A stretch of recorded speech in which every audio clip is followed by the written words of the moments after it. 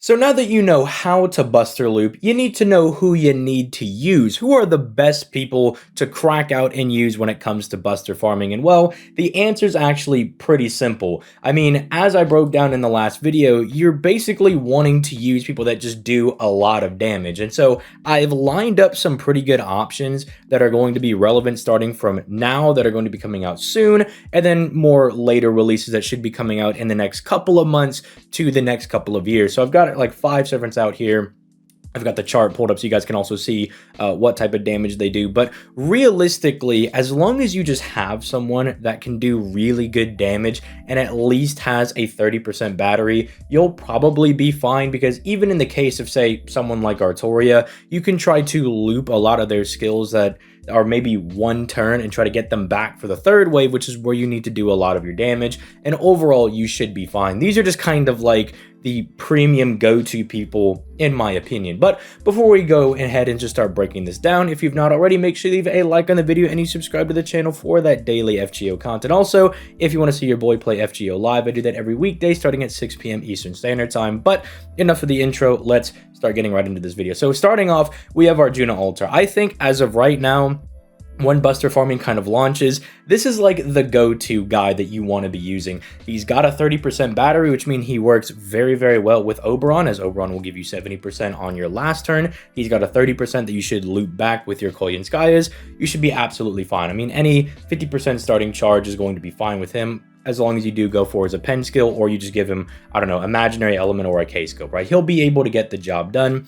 And he just does really good damage, right? It's kind of hard to really deny that this guy is going to be putting up really good numbers for basically free. Now, there is a little bit of a caveat for Arjuna Altar. You do have to land the debuff over here that is on his NP, because not only does this turn on this half of the skill right here with the debuff damage mod that he's got going on, but it's also giving him extra damage because it's a Buster down that procs first, so it's like doing double duty to give him damage. So if you don't land it, it can be a little bit annoying, but at the very least, you should be able to turn on that debuff damage mod over here, because you're going to be using Plug Suit anyway, and it does have this 500% chance to stun over here, which is basically going to land every single time. There's not very many people that are going to resist a 500% debuff they're going to be throwing their way in a normal farming node, if anybody at all, right? So Arjuna Altar, I think, is the best go-to person when Buster farming drops. Now, someone that comes close is someone that we're going to be getting very soon, and that's Morgan. Now, Morgan's a bit odd because she's either going to be far below Arjuna Altar when it comes to results, or she's going to be way higher than he is, right?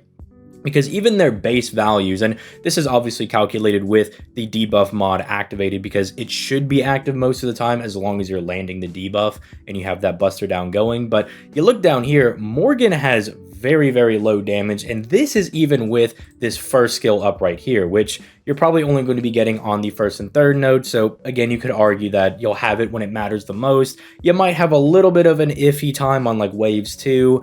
I've had a little bit of that odd experience on JP using Morgan, even with mine being NP1 and level 100, so do keep that in mind.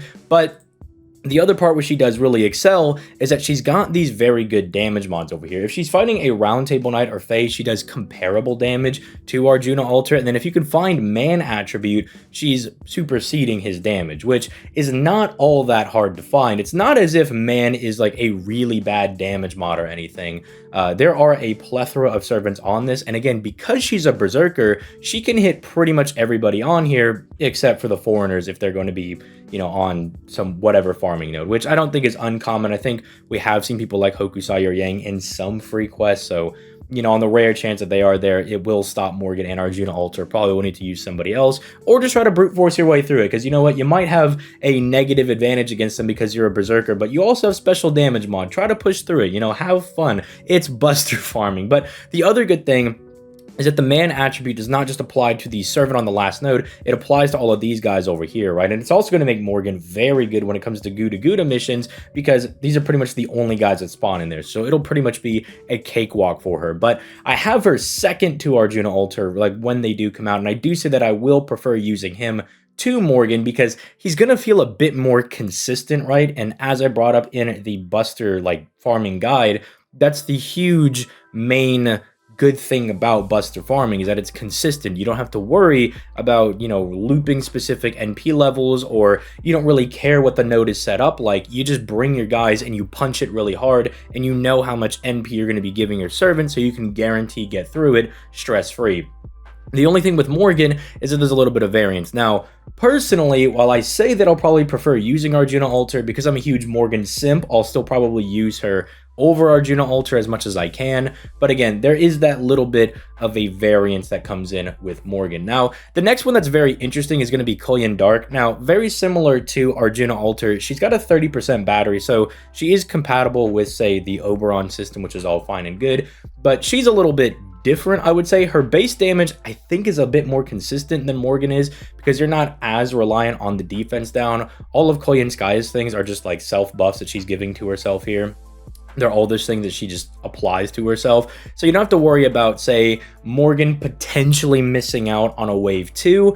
But the off thing about, say, Koyan Dark versus Arjuna Alter and Morgan is that they're berserkers. So for the most part, they're going to be doing a lot of super effective damage against people. Whereas Koyan Dark, the appeal is that she's going to be doing neutral damage to a lot of people. So in reality, on, say, waves 1 and 3, Morgan should be doing more damage than Koyan Dark, because you'll also add the berserker super effective here, whereas this is like neutral true damage. But on the same time, she's also got a bit higher damage when she starts to get some of her own damage mods. So say against something like the know that you have a foreigner present, right? Like Morgan's not going to be as good even with the man attribute. For free, you got Koyan Sky with the earth. I think this will come down to being a bit more of a preferential thing if you prefer using Koyan Dark to Morgan. Again, I would prefer Morgan a little bit. I like the berserker. I like being super effective against most people. And while this being reduced to like waves 1 and 3, because those are the 2 nodes you're going to be able to use them and get the cooldown back, I still think it's fine. I also do like, and because this is me experiencing NP1 Morgan, so this might be relevant to some people, but this right here can be very nice if you're potentially missing out on a kill even still, because again, Morgan NP1 is not going to be able to consistently kill a lot of those like really high enemies. But if you have any of her face cards, you basically guarantee that you're going to do a very solid crit on one of your face cards, and that can be enough to get you the kill, especially because Koyan Sky is giving you like crit damage buff for your buster cards as well. So I do like that as well, that Morgan has a little bit of extra insurance, if that's what you want to call it, that you could do some pretty easy crits. Not that the other people can't do it. I mean, Arjuna Alter also has like his buster skill and everything, but I like the trifecta of getting star weight, crit damage, and stars. I think that's very nice that Morgan's been able to do, and her crits have always seemed pretty nice to me. But again, not that like Koyan Dark and Arjuna Alter can't do it. It's just a little thing that I'm like, I think that's very nice for her case in particular. But then everything is going to kind of shift when we get Archetype Earth, or Arcoweed over here. The reason being is that Arcoweed is a very weird buster farming servant. Now, you've probably heard the term float around, and I've kind of talked about this ever since Arcoweed came out, where I think she's really good for newer accounts and high investment accounts, but I don't think she's very good in the middle, right? And I'll explain what I kind of mean by that. Usually, if you're going in for like an NP1 Arcoweed over here, she's going to be very good if you have a newer account, because dude, free 100% battery makes her very, very easy to use. And instead of using Plug Suit, you can give her a Maximum Broken Black Grail. She can immediately fire her NP, get some really good damage. The Koyan Skies will then give her their batteries, reduce the cooldown, and then with, I believe it's the Atlas Academy one that gives you the skill 2 cooldown, you can actually get this back and fire it again on turn 3. No Plug Suit, no Oberon required. It makes it very nice. Now again, you are losing out on a lot of the Oberon damage, but if you don't have Oberon because your account is newer and you just have Archetype Earth and Koyan Skya, this can be very, very nice and a very easy servant for you to use. The problem is that, like, I feel as though she falls off a little bit when compared to other servants that you might have already put investment into, right? Like if you've already got like NP2 Arjuna Alter going in, you're probably just going to use him over Archetype Earth over here. Or even if you have NP1 Arjuna Alter, you're still probably going to use him over Arcoweed over here, because Arcoweed's got really good solid damage, but more often than not, he's going to have that more free damage going for him. And you might break her out a couple of times for the Chaotic Alignment special damage mod over there, which isn't the most common thing, but it's not bad. I don't want to demean Arcoweed. This is not like a bash on her. It's just that she kind of struggles in the middle, like in the middle part for like established accounts that already kind of have some of those good servants going, right? one of those things where if you're using Tiamat as your Buster Looper, you're probably just going to keep using Tiamat. Or if you already had Kukulkan in the future, or you already had Morgan, or you have Koyan Dark, you're probably just going to keep using some of those servants over going for Archetype Earth, because it's not as though getting her is like infinitely better than even, let's say, someone like BB Summer over here, right, who can also do like decent enough damage. You might get across the finish line using her, or using Artoria even. You'll probably be fine. It's not one of those things where your account gets like crazy nuts to butts better, but she's also one of those servants that if you invest a lot into her, right, you do go for like the NP3 on her, she's super dummy easy to use because she's got 100% battery, right? She's a very strange Buster farming servant. Like, I acknowledge that she is very, very good, but I acknowledge that she's good on the two ends of the spectrum, where for newer players, because she's so easy to use and is so accessible, I think she's phenomenal if your account is starting out. And if you're going to invest a lot into her, which is probably likely, because I think a lot of people really like Arcoid a lot. And so if you're going to go for like NP2, 3, 4, 5 even, if you're really going to go Hamtaro, Grailer to 120, then she's also very much worth it. But if you're just going to kind of try to use her at NP1, there are just better servants to use, right? Like, I would probably rather break out my Arjuna Alter, my Morgan, because they're berserkers, they're getting super effective on people. He's got free really good damage, she's got triple damage mods that are very, very nice, and then even someone like Koyan Dark will be able to get the job done, doing good free neutral damage, and also having a very good damage mod in Earth. Now, finally, there's the newest player. There's Kukulkan. This, when she came out, this one is absolutely nuts. They kind of just snapped on this one because tier lists kind of do her dirty and everything, because people will be like, oh, what? Her damage is all the way down here? That's absolutely stinky. This servant sucks. But this is actually where she starts. She starts right here. And he might be like, ZTL, but that's with this Jade Charisma and all this stuff. Okay, let me fill you in on a little bit of a secret, all right?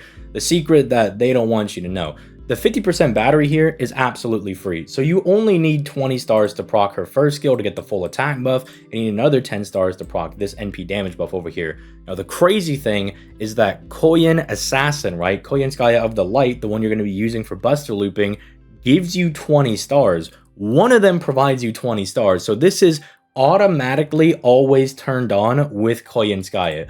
This is where she starts if you have Koyan Skaya, which again, if you're Buster Looping, and that's what this entire video is about, the best Buster Loopers, this should be where you start. And that is starting very close to Arjuna Alter's base damage. Now, again, he's still a Berserker, so this is going to be a little bit higher. But then you tack on the fact that similarly to Morgan, she's got like a lot of just different damage mods and things going over here. Threat Against Humanity and Earth. Now, Threat Against Humanity is not the most crazy common thing that you're going to be fighting all over the place. It's why Castoria's got that little special damage mod, and we're like, well, it's fine or whatever. Like, if you can fight Oberon, or you fight Saber Hokusai, or, you know, Goi over here, that can be nice for some nodes, but not exactly super common. But again, very similar to, say, Koyan Dark, Earth is pretty prevalent. There's a lot of guys and a lot of very common enemies, right? A lot of enemies that you're going to find in a lot of nodes, which is why I still do kind of hold Kukulkan over here as just like the best Buster AoE farmer, right? Because you find an Earth dude like this is ridiculous, right? This is like ridiculous levels of damage on a 50% battery. So unlike, say, Arjuna Alter, you don't even need to invest in the append skill, which is more of a convenience thing, because let's be honest, investing in an append skill for like your main farmer is not that big of a deal. I wouldn't be like, oh, it's a huge detriment against Arjuna Alter. Boo-hoo, for 37k base damage, it's like, you'll do it, right? If you want to be like super optimal and crush everything, you'll invest the lore into her. You'll do the servant coins or whatever, right? But it's more of a convenient thing that you don't even have to do that, right? Or you don't have to use, say, a 30% starting charge. So you could just use whatever 50 you want, and you can just go Hamtaro. You can just enjoy using Kukulkan, as busted as she is, and she's just nice. Like, the way that she's designed, I think, is like very perfect for like a Buster AoE farmer. Now, if you're asking me to like rank them where I think they kind of sit right now, this will be kind of my opinion again, so don't flame me in the comments, but I do think Kukulkan kind of sits number 1 by herself. Then I think it goes like Arjuna, Morgan, and I might be a little biased against Morgan, so I'll acknowledge that. And then I'd probably have Archetype Earth, then Koyan Sky of the Darkness, right? That's probably how I would rank these 5. I think these are probably the 5 best you can be using. Again, there are people like, say, Melusine that people are like, well, what about her? Like, why is Melusine not on here? Melusine just has like the 100% battery, which is very nice. I do like that, but I also just, I don't know, her being a Lancer doesn't give her that full general applicability that a lot of other servants have, right? If you run into say a Saber class, for instance, you're not going to be able to use her in that node. She's going to get completely stopgap by that. And I think the best farmers are the guys that you can try to bring to as many places as possible, right? The guys that really, no matter what node you're running, they're going to be really, really solid.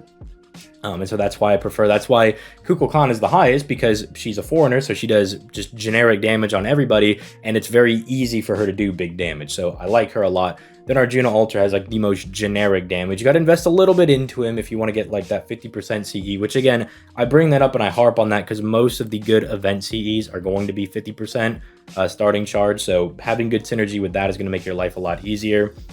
And then I have Morgan, just because, again, she's a berserker. Has a little bit of quirkiness with the first skill. It'll make your wave 2s a little bit weird, but again, the triple damage mod I think is fine. She also insulates you a little bit with that third skill for like a guaranteed crit if you can find one of her cards. Then I have Archetype Earth just because, again, she has very good free damage. And the 100% battery for, say, your newer and more high investment accounts I think is more worth. And then Koyan Dark I think is just almost like standard.jpg, just good example for what a Buster farmer kind of should look like. Just looks very, very solid. But with all that being said, let me know what you guys think in the comments down below. Yeah, so that's why, you know, also like say someone like Artoria, like I've mentioned in passing as we've been kind of talking, be like, oh yeah, she's passable, she's fine, you can use her if you want. But again, we'll get stopgapped by, say, archers or whatever. And again, I don't consider that to be the top tier worthy material if you're getting stopgapped by a common type that you're going to run into. Like if you're not going to be able to clear the best node because it's archers, that's going to be kind of a pain. Whereas Arjuna Alter, Morgan, Kukulkan, they just don't care, right? They really do not care, as long as you're not a foreigner for Arjuna Alter and Morgan. But again, not the most common thing right now, like not the most common thing to run into. Although I will say, ironically enough, the second to last node currently on the JP Lotto is archers and foreigners. So I think that's just a little funny, like a side thing that I'm like, well, it's not very common, but that not very common thing did just happen on JP. So I think that's a little bit funny. But again, comments in the comments down below. Let me know your thoughts, and I will catch you guys in the next video. Peace, late guys.